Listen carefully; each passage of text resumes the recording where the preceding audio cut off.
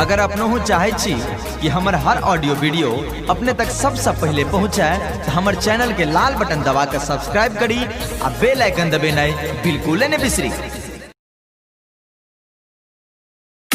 DJ भरत जनकपुर धनुषा नेपाल।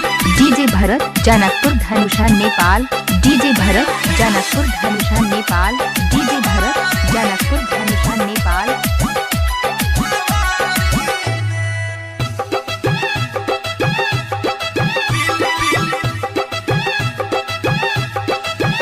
प्यार के ने छे कसम खेने छे प्यार के ने छे कसम खेने छे जहिया तोरी कदम ससुरारी में दिल में चपरतई कवारी में दिल में चपरतई कवारी में टुकड़ा राखने पे बयानवारी में टुकड़ा राखने पे बयानवारी में दिल में चपरतई कवारी में दिल में चपरतई कवारी में। डीजे भरत जनकपुर धनुषा नेपाल। डीजे भरत जनकपुर धनुषा नेपाल। डीजे भरत जनकपुर धनुषा नेपाल।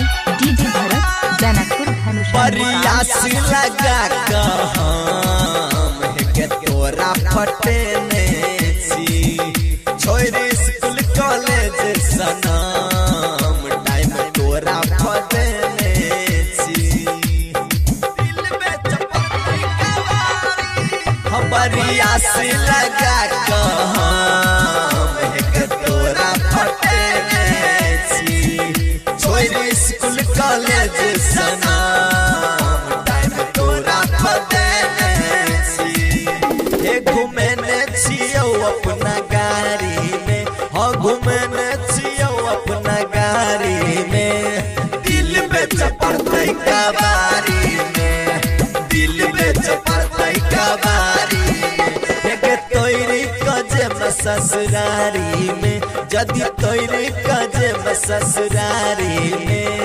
दिल में चपरतई कवारी में दिल में चपरतई कवारी। डीजे भरत जनकपुर धनुषा नेपाल। डीजे भरत जनकपुर धनुषा नेपाल। डीजे भरत जनकपुर धनुषा नेपाल। डीजे भरत जनकपुर धनुषा नेपाल।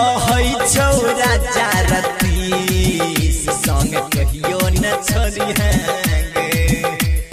लौली है जान हमार मुदा दिल न करी है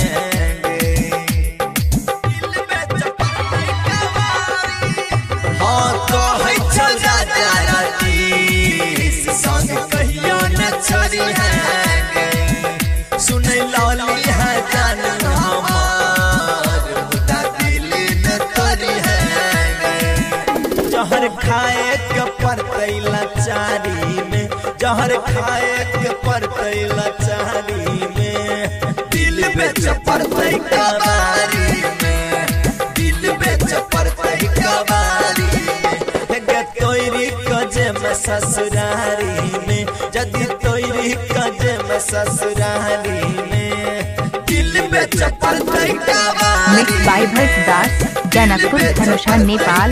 मिक्स बाय भरत दास जनकपुर धनुषा नेपाल। अच्छा सुनो, सब्सक्राइब करते वक्त ना घंटी बजा देना ताकि जब मैं ऑनलाइन आऊँ तो तुम्हारे फोन की भी घंटी बजे।